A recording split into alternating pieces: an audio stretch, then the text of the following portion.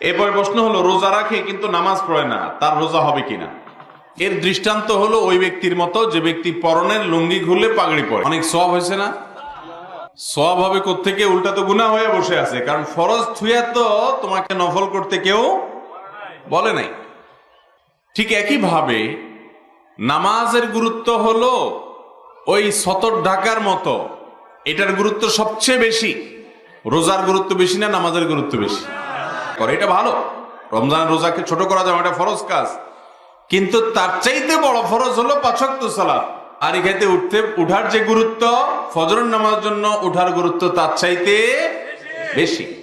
রোজা রাখলেন, নামাজ পড়লেন না, তাহলে কম গুরুত্বটা করলেন, বেশি গুরুত্বটা কি করলেন? ছাড়লেন।